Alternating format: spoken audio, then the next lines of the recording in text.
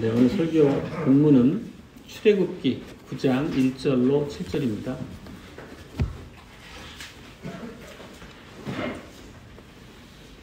네, 낭독하겠습니다.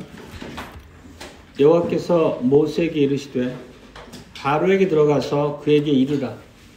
히브리 사람의 하나님 여호와께서 말씀하시기를 내 백성을 보내라. 그들이 나를 섬길 것이니라.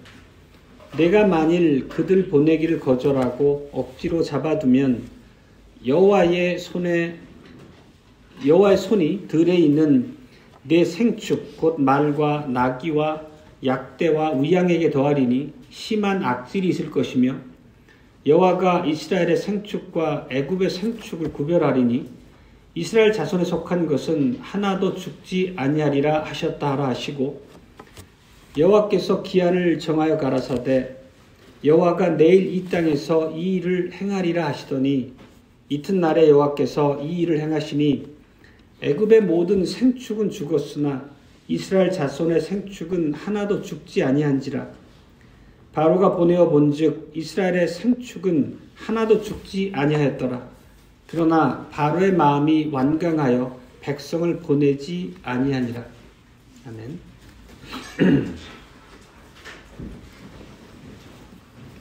네, 오늘 설교 제목은 미리 배포한 것처럼 가축재앙으로 만물을 통제하시는 당신의 주재권을 과시하신 여호와이십니다. 주 예수 그리스도의 사랑하는 형제자매 여러분, 하나님께서는 세상을 창조하신 분이시고 그 창조된 세상을 다스리는 권리를 하나님께서 만드신 인간에게 주셨습니다. 창세기 1장 28절에 이 사실이 매우 잘 나타나 있습니다. 생육하고 번성하여 땅에 충만하라. 땅을 정복하라. 바다의 물고기와 하늘의 새와 땅에 움직이는 모든 생물을 다스리라. 이런 말씀입니다. 흔히 우리가 문화명령이라 얘기할 때 이것을 매우 이제 중요한 근거 구절로 우리가 해석을 하게 되죠. 사람은 이렇게 왕이신 하나님을 대신해서 이 세상을 다스리는 권위를 위임받았습니다. 사실 세상의 통치자라고 하는 놀라운 영광스러운 자리에 세워진 거죠.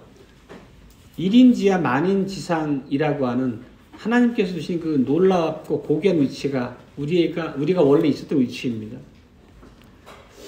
그런데 우리의 첫 조상이었던 아담과 하와는 죄의 나락으로 떨어지고 그 영광스러운 통치자의 자리를 잃어버렸죠. 그리고는 결국 통치자의 자리가 아니라 종의 자리로 가장 비참한 나락으로 떨어졌습니다. 죄와 사단의 종이 된 거죠. 그런데 오늘날 대부분의 사람들은 또 교회를 다닌다 하는 사람들을 포함해서 실제 많은 사람들이 이 사실, 지금 방금 우리가 살폈던 이 성경의 가르침에 대해서 무지하거나 무관심합니다. 자기 인생들인 자기를 향해서 하나님이 주장하시고 다스리시고 또 그들의 죄에 대해서 진노하시는 사실, 또 실상은 자기들이 자기 뜻대로 사는 것 같지만 마귀의 손아귀에 잡혀있는 종이라고 하는 그 비참한 위치를 자각하지 못할 때가 대부분이죠. 달리 표현하자면 자기들 위해서 하나님 혹은 사단이라고 하는 이런 영적 권세가 자기에게 행사되고 있다는 사실 자체를 아예 무지한 상태에서 자기 시간에만 의존하고 합니다. 결국 자기들이 스스로 자기의 삶의 주관자고 삶을 다스리는 자라고 하는 주인의식을 갖고 살아가죠. 어찌 보면 성경의 가르침을 정면으로 거스르는 이러한 잘못된 인식들은 영적인 맹목이고 영적인 소경이라고 말할 수밖에 없는 겁니다. 내가 내 인생의 주인이고 내가 대장이다. 내가 원하는 것은 내 마음대로 할 테니까 누구도 내가 하는 일에 참견하지 마. 내 인생은 내 것이야. 이런 입장인 거죠. 근데 이러한 그 권위주의에 대한 반감이나 그냥 근본적인 그 개인주의라고 하는 게 실제 오늘날 팽배한 하나의 그런 그냥 당연한 상식처럼 우리를 휘감아 버렸죠. 세상의 사조입니다. 근데 이러한 세상의 사조가 그냥 우리하고 무관한 남들의 얘기가 아니라 실제 알게 모르게 우리가 그들과 한 공간 안에서 일하고 부대끼며 살아가기 때문에 우리에게도 큰 영향을 미치고 우리에게 많은 이제 그 하나님을 거슬러 행하는 그런 미혹으로 작용하기도 합니다. 실제 우리 각자 안에는 반복되는 작은 반역이 있습니다. 작은 반역이라고 표현하는 것은 대단한 하나님을 향한 불순종뿐만 아니라 소소한 삶의 일상에서 우리가 하나님의 말씀을 매우 자주 거스르고 또 피조물을 의지하는 자리로 쉽게 이제 비뚤어진다는 말씀입니다. 결국 이런 것들은 우리의 죄성의 발로이고 우리가 알게 모르게 내 앞에 둔 모든 계획을 내 뜻대로 내가 원하는 바대로 행사하길 원하죠. 근데 방금 성경의 관점을 우리가 살폈던 것처럼 삶에 대해서 우리가 만약 이러한 관점을 가지고 있다면 이것은 성경이 우리에게 가르치는 바와 정면으로 배치됩니다. 달리 말하면 우리를 향한 하나님의 절대적인 주권이라고 하는 것을 부정하는 것에 다름 아니라 볼 수 있습니다. 근데 내가 내 뜻대로 내 인생을 주관하고 운행한다는 게 과연 실질적인 자유일까 하는 문제 앞에 우리는 정직해야 됩니다. 오히려 내가 전능하신 하나님이시고 나의 자상하신 아버지께 의존하고 살아갈 때 오히려 내게 참 안위가 있고 참 위로가 있다는 사실을 오히려 빼앗기게 되는 거죠. 하나님께 순종함으로써 얻게 되는 우리 영혼의 깊은 기쁨과 평안을 오히려 빼앗기는 결과를 낳게 됩니다. 자기가 스스로 자기 삶의 주인이 될 때 그것은 자유가 아니라 아이러니하게도 사단의 올무에 잡힌 바라는 것을 우리는 우리 신앙 고백 안에서 많이 살피고 배웠습니다. 오늘 우리가 읽은 본문대로 오늘 우리는 이제 애굽에 하나님께서 내리신 재앙들을 상고하면서 우리에게 과연 어떤 그 적용점을 주신 것일까를 살피겠습니다. 그 애굽에 내려진 10가지 재앙의 흐름을 보면 막대기를 이제 뱀으로 변화시키는 첫 번째 일이 있었죠. 그 다음에 10가지 재앙의 시작은 모든 이제 물의 근원을 피로 바꾼 것이었습니다. 그리고 온 땅에 개구리와 이와 파리가 창궐하게 한 하나님의 기적들이 베풀어졌습니다. 그렇지만 그 모든 과정에서 의도한 대로 바로는 자기의 죄와 완고한 마음을 돌이키지 않았죠. 오히려 점점 더 강팍해지고 하나님의 백성을 끝까지 붙잡고 보내주지 않습니다. 처음에 그 출애굽기 5장에서 이런 말씀을 우리가 살핀 바 있습니다. 여호와가 누구이기에 내가 그의 목소리를 듣고 이스라엘을 보내겠느냐? 나는 여호와를 알지 못하니 이스라엘을 보내지 아니하리라. 끝까지 이 입장을 견지하는 게 바로의 완고함이죠. 결국 이런 바로의 완고함은 오늘 우리가 읽었던 본문에서 5번째 재앙, 가축 전염병이라고 하는 가축 악질이라고 하는 이제 재앙을 부르게 됩니다. 이런 모든 재앙을 통해서 하나님께서는 당신을 드러내시고 당신의 전지전능하심을 계시하시는 그런 기회로 삼으십니다. 오늘 우리가 살펴볼 첫 번째 대지는 여호와의 히브리인들에 대한 주장하심입니다. 자기 백성을 삼으신 그들을 향한 하나님의 뜻이 어디에 있는지를 우리가 살피자는 의미입니다. 그럼 오늘 본문의 시작은 여호와께서 모세에게 바로에게 들어가서 할 말을 주시는 거로 시작을 합니다. 1절은 이렇습니다. 바로에게 들어가서 그에게 이르라. 히브리 사람의 하나님 여호와께서 말씀하시기를 내 백성을 보내라. 그들이 나를 섬길 것이니라. 이 말씀이죠. 여기에 보면 여호와께서 누구신지를 명확하게 밝히기 시작을 합니다. 나는 히브리인들의 하나님이다. 이렇게 선언하십니다. 그 얘기는 하나님의 이름을 이렇게 히브리 사람의 하나님 여호와라고 말씀하시는 것은 언약의 하나님임을 매우 주도적으로 담고 있는 표현이라고 우리가 알고 있습니다. 아브라함과 이삭과 야곱과 더불어 약속하셨던 그 하나님, 조상의 하나님입니다. 당연히 하나님께서 히브리인의 하나님이라고 규정하셨다는 것은 지금 애굽에서 종살이하고 있는 이 히브리인들, 이스라엘 사람들이 하나님의 백성이라는 의미입니다. 그리고 이러한 여호와라는 표현은 우리가 잘 기억하신 바와 같이 떨기나무 불꽃 가운데서 모세 앞에 나타나셔서 하나님께서 하셨던 말씀 안에도 그대로 담겨 있습니다. 그리고 그때도 역시 히브리인들을 내 백성이라고 선언하십니다.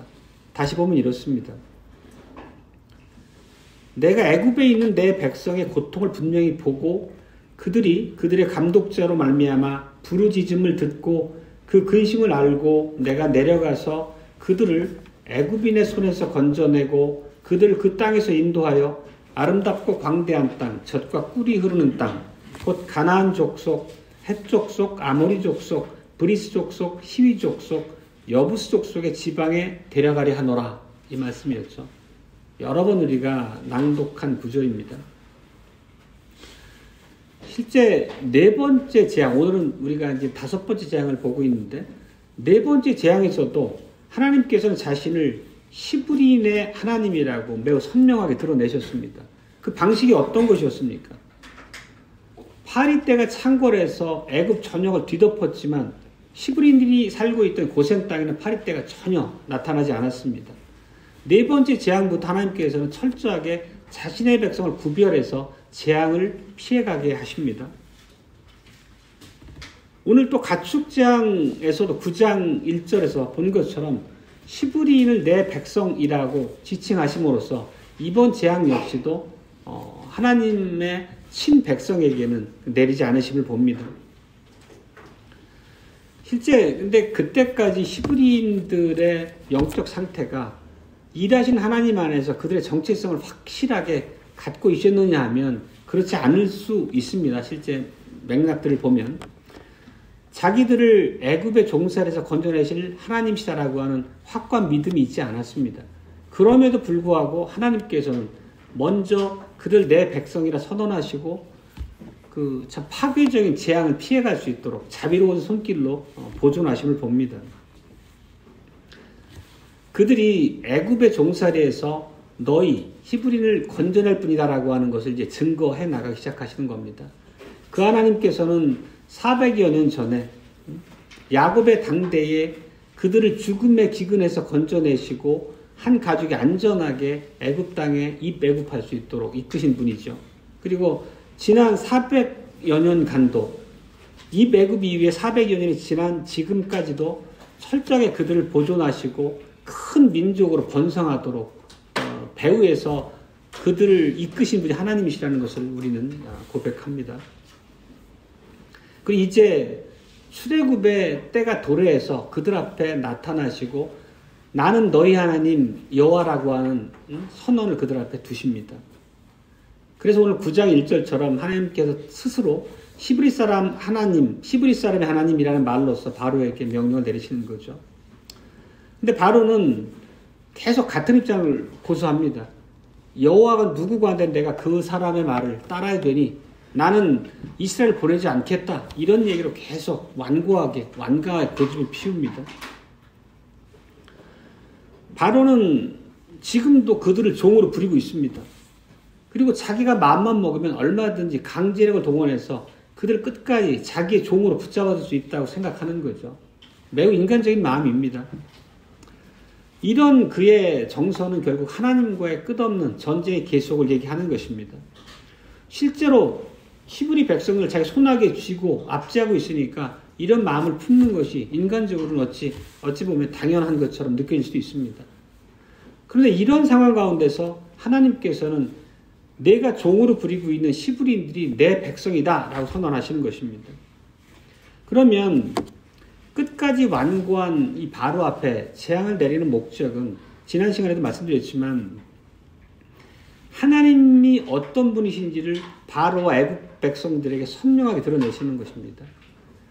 내가 창조주이고 만유의 통치자이다라고 하는 것을 그들에게 증거하는 것입니다. 내 백성에 대한 소유권은 나에게 있다. 그들을 내보내라 라고 하는 것을 반복해서 바로에게 명하고 계신 겁니다. 근데 이런 우리의 출애굽기의 이런 역사적인 배경이나 상황이 오늘날 우리하고 무관하다 말할 수 없습니다. 하나님의 백성인 이스라엘이 당대 바로의 종으로, 노예로 있었습니다. 실제 오늘날 우리들도 종이라고 하는 이 단어, 이 위치에서 자유롭지 않음을 봅니다. 본성상 우리가 죄인이라는 것을 우리가 부인할 수 없습니다. 첫 조상 아담 이후로 모든 인간들은 죄의 나락으로 떨어졌고 우리도 그러한 부패로부터 자유롭지 않습니다. 하나님을 섬기고 하나님의 명령을 기쁨으로 막힘없이 따라가는 데 있어서 우리가 얼마나 무능력한지 날마다 경험합니다. 아까 작은 반역이라는 말씀 드렸었는데 우리 안에는 이렇게 하나님의 뜻을 알매도 불구하고 매우 잦은 빈도로 하나님의 말씀을 자꾸 목전에서 지워버리고 흘려보내는 일이 다반사입니다. 겉보기에는 우리가 그럴듯하고 반듯한 그리스도인일 수 있지만 우리 모두에게는 매우 연약한 구석이 누구에게나 있습니다. 죄가 우리를 쉽게 흔들어대고 마귀가 우리를 유혹해서 자주 넘어지게 하는 그런 연약함들이 우리 모두에게 있을 수 있습니다. 어떤 사람들은 뭔가에 중독된, 조금 표현을 완화시키자면 탐닉하는 삶을 살아가기도 합니다. 하나님께서 주신 것들을 그 본 뜻대로 잘 사용하지 못하고 오용하고 남용한 일이 다반사죠. 누군가는 알코올이나 약물 같은 것들을 탐닉하면서 자기 자신에 대한 반듯한 통치권, 하나님의 말씀 앞에 세워야 되는 일에서 넘어질 때가 자주 있습니다. 또 오늘날은 수많은 영상이나 콘텐츠에 접근할 수 있는 통로가 워낙 자유롭다 보니까 음란물이나 여러 가지 도박 같은 그런 것들에 우리가 쉽게 노출되고 넘어지곤 합니다. 우리가 뭔가를 이렇게 탐닉하고 오용한다는 것은 죄에 굴복했다는 증거입니다. 결국은 죄와 맞서 싸워야 마땅한 우리의 직분을 스스로 저버렸다는 거죠. 스스로 죄와 싸우기를 포기했다는 것과 다름이 아닙니다. 근데 이게 참 어려운 문제인 게 사단과의 싸움은 영적 싸움이고 그 싸움은 전선이 불분명합니다. 다시 말하면 어떤 정형화된 형태의 싸움이 늘 반복해서 일어나는 게 아니라 매우 교묘하게 다른 여러 방식으로 우리가 공격을 받는다는 것입니다. 그러다 보니까 각자가 또 취약한 부분이 있고 우리가 지나온 시간들을 되짚어 보다 보면 모두가 신앙적으로 마음을 화끈 부끄럽게 만드는 그런 넘어짐의 기억들이 있을 수 있습니다. 그런 모습들은 매우 다양한 양상일 것입니다. 우리가 이웃과의 대인관계에서 어려움을 겪을 수도 있고 그 불화 때문에 마음의 미움을 품고 분노를 사귀지 못하고 또 혹은 스스로 그 어려운 관계 때문에 좌절하고 넘어지기도 합니다. 혹은 우리가 사는 세상 자체가 오로지 돈을 추구하는 물질 만능의 세상이다 보니까 알게 모르게 그로부터 영향을 받기도 합니다. 우리의 본성 자체는 생내적으로 탐욕스럽습니다. 이기적입니다. 그런 것들을 우리가 신앙적으로 연단하며 하나님의 백성으로 자라갈 뿐인 거지 결코 우리가 그런 부패로부터 자유롭지 못하다는 것은 잘 아는 바죠. 우리가 우리의 시간과 돈을 쓰는 방법들에서 우리의 신앙적 상태가 어찌 보면 드러난다고 볼 수밖에 없을 겁니다. 우리가 우리 자신의 욕심대로, 우리 자신의 마음속에 일어나는 생각대로, 본성대로 따라 사는 것은 매우 쉬운 길이죠. 몸에 딱 맞는 길일 것입니다. 별 불편함이 느껴지지 않고 오히려 즐거움을 줄 수 있는 길이기도 합니다. 이런 것들을 우리가 하나님의 성도라고 하는 본분에서 생각해 보면 우리가 가진 모든 것이 다 하나님께로부터 온 것이라고 하는 성경의 가르침을 거스르는 것입니다. 우리가 가진 것 중에 하나님께 받지 않은 것이 무엇이냐라고 바울이 고린도서에 묻기도 하지 않습니까? 근데 우리는 하나님께서 받은 것이라고 하는 사실을 망각하고 손에 쥔 게 다 내 것이라는 생각을 갖고 있을 때가 많죠. 이스라엘 백성들이 바로에게 종으로 눌려 압제당해 있던 것처럼 어찌 보면 우리가 삶의 많은 순간을 사단의 종으로 사단이 우리에게 충동하고 원하는 바대로 비꾸러져 넘어질 때가 많다는 의미입니다. 하나님께서 바로를 향해서 내 백성을 가게 하라. 그래야 그들이 나를 섬기도록 해라 라고 명령했습니다. 그 똑같은 상황이 우리에게도 지금 있는 것입니다. 하나님께서는 우리와 관련해서 사단에게 말씀하시는 바도 다르지 않다는 것입니다. 사단을 향해서 내 백성을 가게 하라. 그들이 나를 섬기게 해라. 이렇게 말씀하시는 것입니다.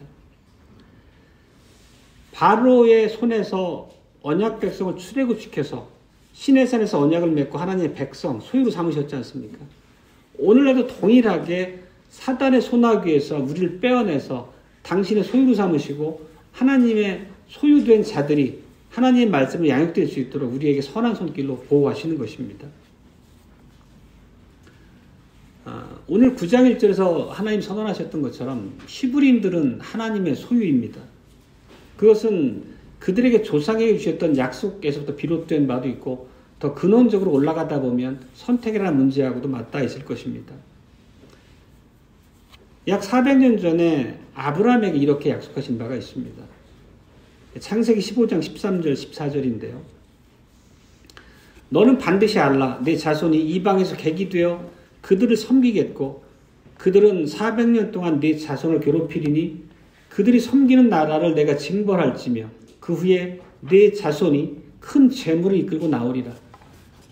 이미 400여 년 전에 아브라함에 두셨던 상황이 지금 그대로 역사 안에서 실현되고 있음을 봅니다. 히브리인들은 하나님의 소유 안에 있고 하나님께서는 당신의 그 백성들을 사랑의 손길로 약속하신 바대로 신실하게 이끌고 나오실 계획을 착착 이루어 가시는 거죠. 똑같은 방식으로 하나님께서 우리를 향한 소유권을 갖고 계십니다. 당연히 우리에게 영적으로 아브라함의 후손이라는 측면도 있고 더 근원을 거슬러 올라가다 보면 우리가 존재하기도 전에 영원 전에 상세 전에 하나님께서는 하나님의 자녀로 택할 자를 작정하셨다고 우리는 바울의 에베소 말씀으로부터 잘 기억하고 있습니다. 우리가 오늘 히브리 백성의 상황을 보면 히브리 백성이 뭔가 특별하거나 그들이 하나님 앞에 대단히 거룩한 삶, 경건한 삶을 살아서 그들이 하나님께 택함 받을 만한 자격이 있어서 그들을 택하는 것이 아니라는 것을 분명하게 알 수 있습니다. 그들은 오히려 애굽의 노예적 삶에 쩔어 있었고 애굽의 우상에 쩔어 있었고 어찌 보면 매우 하나님을 거슬러 행하는 잡족에 불과할 만큼의 비참한 상태였죠. 그들을 택해서 내 백성이라 선언하시고 출애굽시키시는 것은 철저하게 하나님의 주권이시고 하나님의 사랑이십니다. 우리도 동일하게 그런 하나님의 사랑을 받은 자들이죠. 우리가 하나님을 부정하고 나를 내 주인으로 알고 죄와 허물 가운데 죽어 있을 때 하나님께서 우리를 찾아오신 것입니다. 우리를 하나님의 영으로 새롭게 하시고 하나님의 믿음 가운데 이끄시고 우리를 하나님의 소유로 삼으신 것입니다. 우리 역시도 지금 이 본문의 히브리인들처럼 하나님께 사랑받을 만한 자격이 있어서가 아니라는 것입니다. 선택의 이유를 우리 편에서 찾으려고 하면 하나도 찾을 수 없을 것입니다. 어느 하나도. 그렇지만 하나님께서는 우리를 구원하기로 작정하셨습니다. 우리를 구원하셔서 우리를 변화시키기로 작정하신 거죠. 우리를 거룩하고 흠없게 만드셔서 하나님을 섬기는 자들로 세우려고 하시는 것입니다. 구속의 목적이 거기에 있다는 것입니다. 두 번째 대지는 여호와의 애굽인들에 대한 통치입니다. 애굽인들 역시도 하나님의 언약 백성이 아니기 때문에 하나님의 통치를 벗어난 그런 자들이 아니라는 것입니다. 하나님은 만유의 주제이십니다. 지금 이제 본문 살피면 하나님과 바로 간의 전쟁이 계속되고 있습니다. 바로 끝까지 완강하게 하나님 대적하는 모습을 보입니다. 네 번째 파리제왕 때도 보면 하나님의 명령 앞에 파리떼가 창궐을 하고 너무 괴로우니까 이 파리떼를 쫓아내주면 내가 너희 백성을 보내주마라고 약속을 하죠.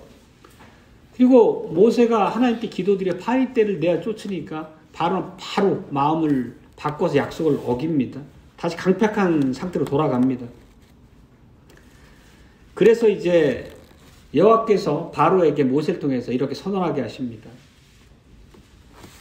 내가 만일 보내기를 거절하고 억지로 잡아두면 여호와의 손이 들에 있는 내 생축 곧 말과 나귀와 약대와 우양에게 더하리니 심한 악질이 있을 것이다. 이렇게 경고하십니다.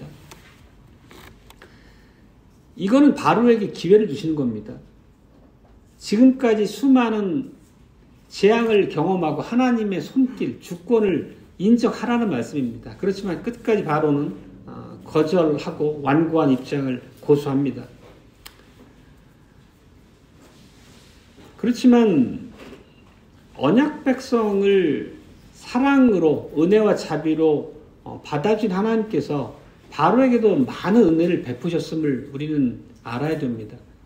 바로에게도 선한 하나님이셨습니다. 바로에게 엄청난 부와 권력을 허락하신 분도 하나님이십니다. 애굽이란 나라는 당대의 패권 국가였고 초강대국이었습니다. 주변에 애굽을 대적할 나라가 별로 없었습니다. 경제적으로도 매우 윤택한 나라였죠. 사회적으로도 모든 학문도 매우 발전한 나라가 애굽인 걸 우리 잘 알고 있습니다. 그리고 모세로 하여금 바로에게 하나님의 말씀을 전하고 미리 경고하게 하신 것도 하나님의 자비의 한 단면입니다. 내 명령에 불순종하면 내 모든 생축이 멸망할 것이다. 그러니까 돌이키고 내 명령을 따라라 라고 돌이킬 기회를 끝까지 주십니다. 그렇지만 바로 끝까지 완고하게 안 된다고 고집을 피우는 거죠.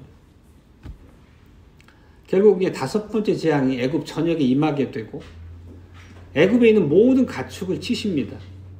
말과 당나귀 그리고 낙타, 그렇죠? 양과 염소, 소 모든 가축들이 다 죽어 나갑니다. 애굽 사람들의 모든 소유를 쳐서 빼앗아 가십니다. 무지막지한 재앙입니다.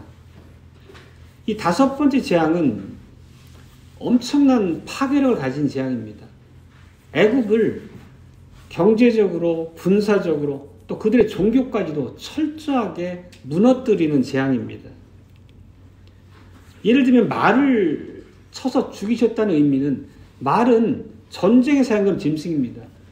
말은 기마병이 타고 다니는 것이고 또 병거를 끌고 가는 그런 도구이기도 합니다. 실제 애굽의 기마병은 주변 국가들에게 공포의 대상이 될 만큼 그들 군사력의 주력이었습니다.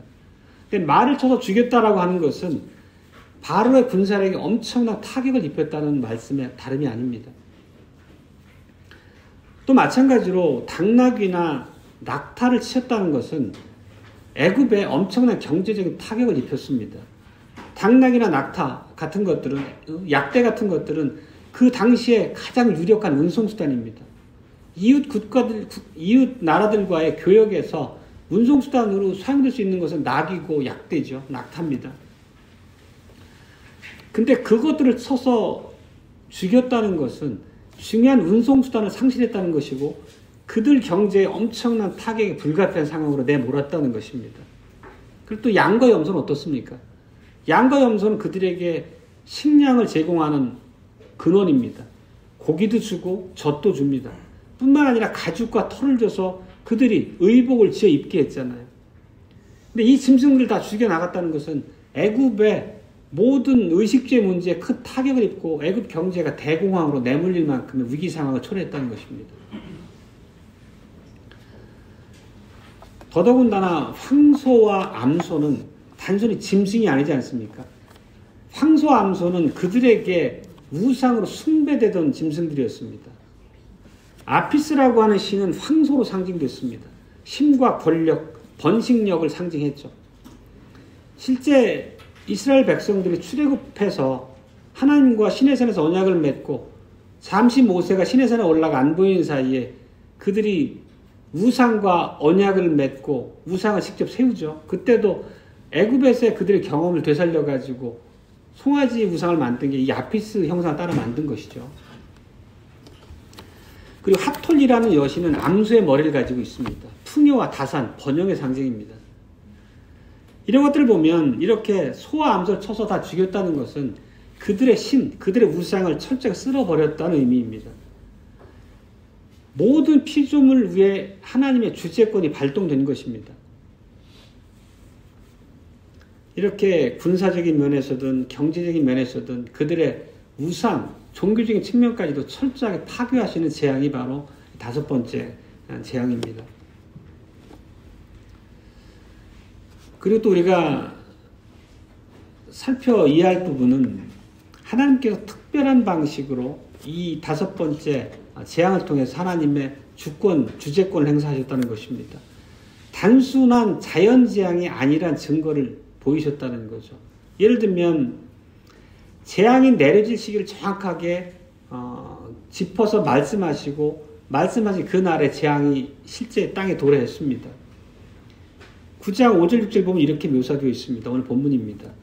내일 이 땅에서 이 일을 행하리라 하시더니 이튿날에 여호와께서 이 일을 행하시니 애굽의 모든 가축은 죽었으나 이스라엘 자손의 가축은 하나도 죽지 아니한지라. 말씀하신 그 시간에 재앙이 도래했습니다. 그리고 방금 읽은 구절에서 알 수 있었던 것처럼 이스라엘 자손의 가축은 하나도 죽지 아니한지라 이렇게 얘기합니다. 파리 재앙과 마찬가지로 이 5번째 재앙에서도 애굽과 하나님의 백성 히브리인 간에 철저한 구별을 두십니다. 애굽 전역이 가축 재앙으로 가축이 다 죽어나가는데 고센 땅에서만큼 안전하게 한 마리의 가축도 죽지 않았다는 것입니다. 이런 구별을 두심이나 그 시기를 작정하시고 그대로 집행하시는 것들은 이런 재앙들이 자연재앙이 아니라는 의미죠. 철저하게 하나님의 주재권의 행사라고 하는 것을 그들로 하여금 깨닫게 한 바입니다. 그리고 우리가 이 재앙에서 깊이 있게 살펴야 될 아주 핵심적인 교훈이 있습니다. 이 재앙을 우리는 죄에 대한 심판의 맥락에서 이해해야 된다는 것입니다. 애굽이라고 하는 이방 나라, 그냥 우리가 손가락질하는 그런 불신자들 향한 하나님의 진노라고 하는 정도로 느슨하게 이해하면 안 된다는 말씀입니다. 하나님은 만왕의 왕이시고 만주의 주이시고 온 땅을 다스리는 분이십니다. 하나님께서 바로를 어떻게 다루시는지 하는 모습은 표현을 바꿔 얘기하면 하나님께서 죄와 죄인들을 향해서 어떤 생각을 갖고 다루시는지를 우리가 깨달아야 한다는 의미입니다. 우리 안에 있는 불신과 반역의 마음을 겸손히 살피는 기회를 삼아야 된다는 뜻입니다. 하나님께 대항하는 반역자들, 하나님을 거슬러 불순종하는 그런 불신자들 향한 하나님의 진노가 하나님의 진노의 손길이 어떻게 임할 수 있는지를 우리가 인정해야 된다는 의미입니다. 달리 말하면 우리를 겸손히 살피고 회개할 기회를 촉구하는 하나님의 말씀으로 우리가 대해야 된다는 의미입니다. 물론 그 와중에서도 하나님께서 택한 내 백성 히브리인들을 향한 하나님의 놀라운 자비를 봅니다. 철저하게 그들을 위해 하나님의 손으로 재앙이 임하는 것을 막을 수 있으면 막고 계심을 봅니다. 그들도 동일하게 죄인이고 하나님을 향한 반역자임에도 불구하고 그들은 철저하게 재앙으로부터 비껴갈 수 있도록 하나님이 보호하십니다. 이스라엘 백성들을 애굽에서 구원하시는 것은 당연히 예수 그리스도 안에서 우리를 부르시고 모든 세상적인 악으로부터 지켜주시는 그런 우리의 구원을 향한 예표로서 우리가 또 이해하는 바도 당연히 중요한 측면이겠습니다. 오늘 마지막 대지는 여호와의 우리를 다스리는 권세에 대해서입니다. 아까 오늘 설교 서원에서 말씀드렸던 것처럼 하나님께서는 우리를 향한 주장을 펼치십니다. 그거는 우리를 다스리는 부분도 있고 우리에게 수많은 경고하심으로 우리를 하나님의 의롭고 거룩한 자녀로 보호하시고 이끄시는 그런 하나님의 주권적 손길이기도 합니다. 오늘 본문을 다시 보면 시작이 이렇습니다. 내 백성을 가게 하여 나를 섬기라. 이게 오늘 말씀의 시작이었습니다. 그리고 그 근거는 그들의 조상 아브라함과 맺은 언약에 두고 있습니다. 여호와라고 하는 하나님의 성호에서 우리는 그것을 알 수 있습니다. 그리고 하나님께서는 이 구약에 보면 이스라엘 백성을 세굴라라고 하는 히브리어로 지칭한 바가 많이 있습니다. 세굴라라고 하는 게 여러 가지 의미로 번역이 됐는데 구약에서 한 8번 정도 사용된 단어입니다. 이게 어떤 뜻이냐면 특별한 백성, 보배로운 소유 이런 얘기입니다. 이스라엘 백성을 세굴라라고 불렀다는 것은 너희는 내 보석이야. 너는 내 보화야. 너희는 내가 특별히 아끼는 소중한 보물이야. 그런 세굴라라는 단어의 의미를 가지고 언약 백성들을 히브리들 불렀다는 것입니다. 하나님께서는 단어 하나도 낭비하지 않으시는 전능하신 분이시지 않습니까? 그런 하나님께서 어떻게 그들을 바라보셨는지를 얘기하는 거죠. 당연히 오늘 우리에게도 하나님이 우리를 향한 어떠한 시선을 가지고 계신지, 우리가 잘나서가 아니고 우리가 그분 앞에 드린 뭐가 있어서가 아니고 하나님의 주권적 은혜로 우리가 그렇게 하나님께 받아들여진다는 의미입니다. 그렇기 때문에 사단 안에 우리가 놓여 있을 때, 사단의 손아귀에 붙잡혀 있을 때 하나님은 사단을 향해서 단호하게 바로에게 외쳤던 바처럼 명령하시는 거예요. 내 백성을 가게 하여 나를 섬기게 하라. 이런 말씀인 거죠. 그리고 당연히 하나님께서 사단이 그렇게 명령하고 우리를 하나님의 손으로 회복시켜서 하나님의 자녀 삼으시는 것은 히브리인들을 그렇게 구원하셨던 그 예표의 실현이기도 할 뿐더러 더 확고한 토대가 세워진 위에서 그 일을 하고 계시는 거죠. 바로 예수 그리스도의 구속이라고 하는 것입니다. 하나님께서 우리를 향해 가지고 계신 이 소유권이라고 하는 것은 당연히 최우선적으로 생각할 수 있는 게 창조주이시기 때문입니다. 창조주시라는 것은 모든 만물이 하나님께 소유되어 있다는 거죠. 모든 만물의 주인이 하나님이시라는 의미입니다. 하나님의 통치를 따라야 마땅한 자들이라는 의미입니다. 따라서 우리 모든 인생들도 하나님의 소유에 있다는 것이 창조주이심으로 당연한데, 그거보다 하나님이 우리를 향한 소유권을 더 강화한 근거가 뭐냐 하면 바로 구속이라는 거죠. 창조주로서도 우리를 향한 소유권을 갖고 계시지만 우리가 창조 이후에 죄와 부패로 떨어져서 사단의 손아귀에 잡힌 그 상태에서 다시 독생자를 이 땅에 보내심으로 우리를 구속해서 소유 삼으셨기 때문에 더욱더 우리로서는 철저하게 하나님의 소유하에 있는 존재임을 인식해야 되고, 하나님의 소유라는 것은 그분의 다스림 앞에 우리가 얼마나 겸손히 순복해야 되는지도 요구된다는 의미입니다. 구속이라고 하는 것은 우리가 이제 반복해서 말씀을 나눴었지만 리딤, 다시 산다는 거지 않습니까?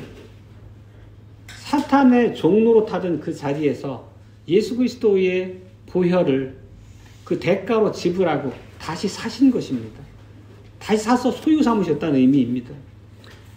소유권의 회복이라는 말로 우리가 표현했었습니다.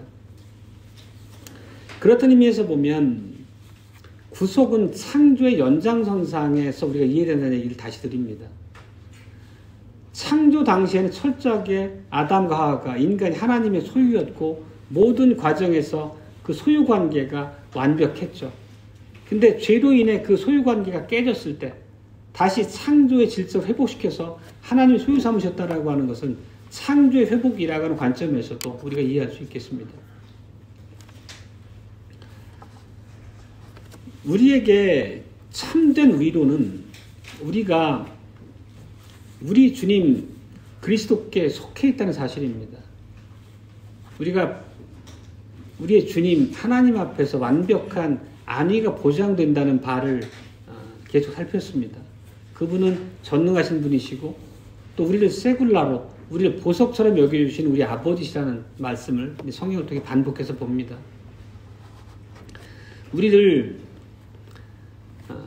우리가 가지고 있는 죄에 대한 대가를 지불하고 우리를 하나님의 소유 삼으셨기 때문에 우리가 하나님의 주권을 인정한다면 그분의 말씀 앞에 순복하는 것이 당연할 것입니다.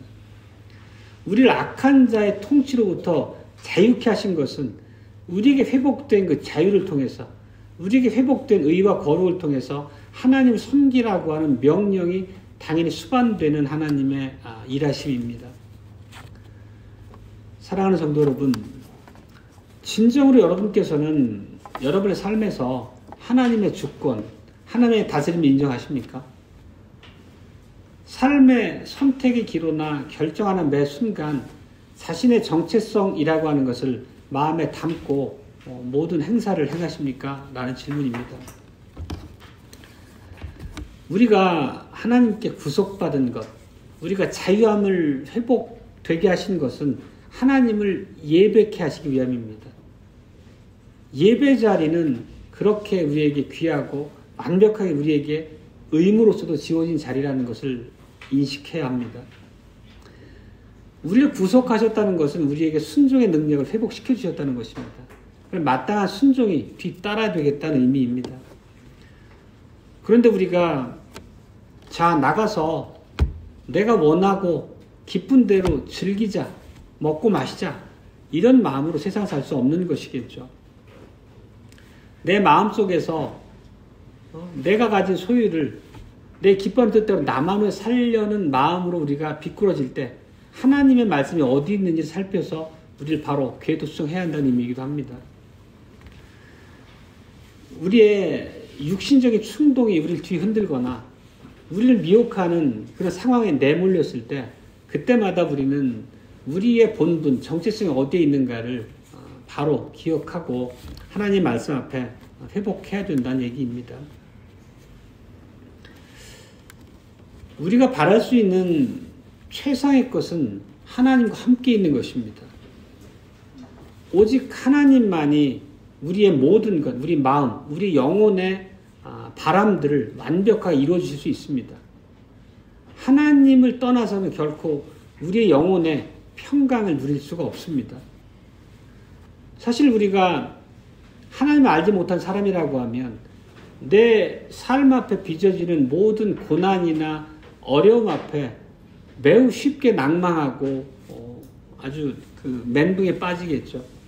물론 우리도 그런 연약함이 없는 건 아니지만 우리 앞에 매우 고난의 상황이 있거나 슬픔이 물밀듯 몰려오는 상황에서도 우리가 우리를 영혼의 기쁨에서 놓치지 않고 우리를 하나님과 관계 안에서 우리에게 선물하신 평강을 붙잡을 수 있는 것은 믿음으로서입니다.